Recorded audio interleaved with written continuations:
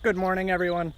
My name is Graham, and I'm the land steward at Goose Pond Sanctuary. Thank you for tuning in.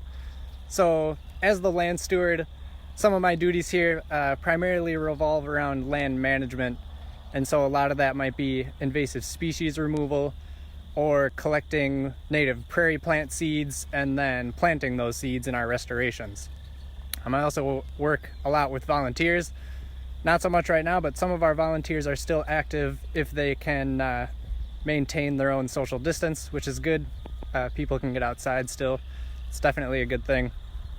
So I'm at one of my very favorite places at the sanctuary right now. This is the top of the hill. So I'm at the edge of the savanna. You can see some of the oak trees down there. The pond is in the distance. And as I pan a little more, here are the wetlands and the Camp and Road residents. And then off to the west of us is an old flooded cornfield. So that whole body of water down there is usually a cornfield, but as of last year, it completely flooded and it's still holding water and also a whole lot of birds. I just wanted to remind you also that if you have any questions during this at all, please comment them in the comment section below, and I'll try to get to those. So, a couple really good things are happening right now. Spring species are coming out. There's a lot of phenology to be seen at the sanctuaries, and so some of those notably are birds, right? So tree swallows are coming back. There are northern flickers around, blue-winged teal. So some of the real spring type species are actually coming around now, not like mallards that might be around all winter. We're really getting into spring now with some new spring plants coming up as well. A couple other spring critters are the chorus frogs are singing like crazy right now, and seems like it's starting to rain a little bit also, but that's all right, it's just sprinkling. There's also leopard frogs around. For mammals, there's chipmunks, and the 13-line ground squirrels are coming out to sun themselves. And another thing I saw recently was a skunk, which was a little alarming. I was working on some shrubs and I looked over and one popped its face out of a hole much too close to me, but that's okay. He just kind of went back in his home and I got out of there and I didn't bother him at all. So the first thing I wanted to talk about is monarchs. We've got some data updates from the Monarch Watch, who does the winter surveys down in Mexico. The good news is that last year we tagged 2,400 monarchs between Goose Pond Sanctuary and some of our partners, which is a lot of monarchs. So thank you to volunteers and everyone that helped out with that. We also had really high roost counts, over 1,800 on multiple days. And those were mostly in just a couple trees, and so their trees just filled with them, which was very cool to see. So we had a great year, but there's a little bit of bad news with that, in that as this data comes back, Monarch Watch is finding that the overall wintering population in Mexico has declined by about 53% as opposed to last year. So that's not very good news. We saw a big spike in populations here, as I said, but it wasn't the same across the nation. Some of that is related to late migration, and I'm not sure exactly how that's correlated with lower wintering numbers, but it seems like in the past that has had a major effect. And a different thing is that there was a pretty major drought in Texas during their migration, and so that didn't help them at all either. We're still definitely optimistic though. We're planting a lot of milkweeds for the monarchs because of course the milkweed is the monarch's obligate host plant. They need those for the larvae to feed on. That's where they lay their eggs and the larva eats that milkweed. And then in addition, we're planting a lot of species that monarchs prefer to nectar on when they're adults. And so these might be showy goldenrod, stiff goldenrod, different kinds of native thistles, and definitely blazing stars. They love blazing stars. So like I said, we're optimistic. Hopefully we'll have a big year next year as well as far as tagging goes, and hopefully the winter numbers will reflect that. All right, the sun's coming out a little bit. The next thing I wanted to talk about was songbird boxes. So I just finished putting up a whole new bluebird trail. We don't have a whole lot of bluebirds here at Goose Pond, but we have a lot of tree swallows. Last year we fledged 321 tree swallows, I believe, some bluebirds, and then some birds of other species like wrens.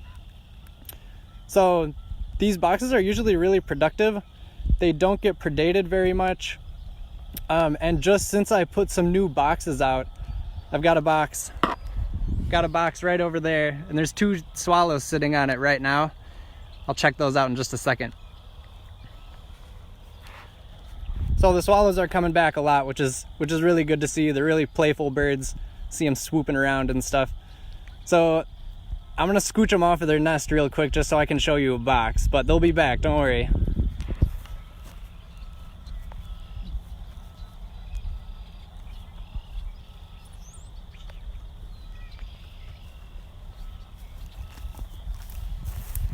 Okay, so this is your average swallow nesting box.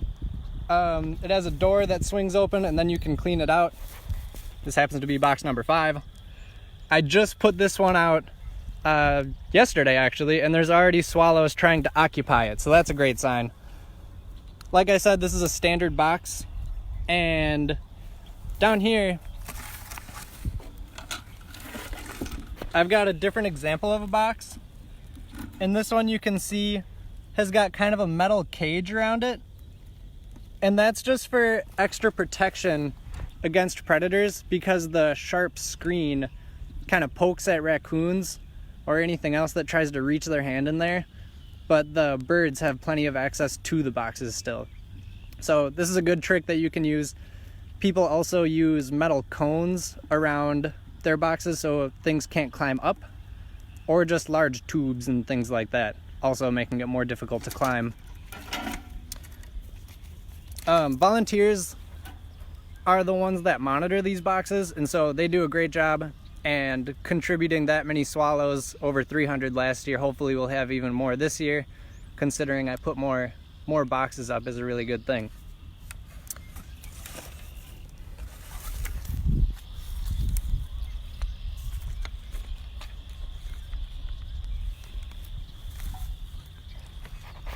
So there's a couple other nest boxes we have around here also, one of them being duck boxes.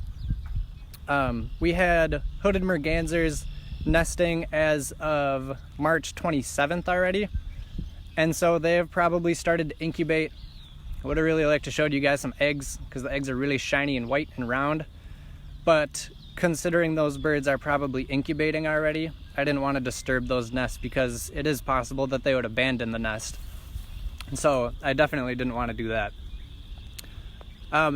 The other main type of boxes we have are kestrel boxes, and the kestrels have definitely started to nest. Some of them are even incubating. And so if you come to Goose Pond, or anywhere around really, look in grassy areas on wires, or obviously on the kestrel boxes themselves, and there's a pretty high chance that there is going to be a kestrel or a pair of kestrels sitting on top of that box and defending their territories. So a lot of those have moved in recently. They're really pretty birds, very small falcon, they're fast, and they feed mostly on small mammals, which is why you'll see them in roadsides so often, because the small mammals are easy to see and catch there. Again, thank you to the volunteers who monitor those boxes. It's a little bit intensive, but the kestrels are in a fairly steep decline, and so it's good to have some data and a lot of boxes out there to help those guys out, because they need some help. I've got a birding tip for you guys. So at the intersection of Harvey Road and DM north of DeForest, the place is just loaded with scaup, or bluebills depending on what you call them, coot, and Bonaparte's gulls, and I'm sure there's other waterfowl there too. Northern shovelers are definitely starting to come in larger numbers, so if you've got some time, I would certainly recommend that you check that place out. I talked about hooded mergansers a little bit before, and since this is kind of their time, Goose Pond is going to send out a Friday feathered feature on Friday, obviously, specifically about hooded mergansers. So keep track of the Madison Audubon Facebook page or the Madison Audubon website, and you'll be able to read the article that we've got there. So that will include things like life history or things that you can do to help encourage them to nest on your property or other properties. Another thing that we're going to be releasing soon from Goose Pond is a Goose Pond update. And so this is a little bit more in depth of a thing that we send out. It's still only a few pages usually, but it's what's going on at Goose Pond, some tips and tricks to see or attract birds, and just whatever other projects we're working on. And if you'd like to subscribe to the Goose Pond update, you can send me an email, and my email address is Steinhauer, so that's GSTEINHAUER at MadisonAudubon.org. So that's about all I've got for you guys today. Before I go, I am going to give you one last view of the pond and stuff, because it's still just sprinkling a little. It's still a really nice day. But I encourage you all to come enjoy the pond, respect the wildlife, and also still observe the social distancing.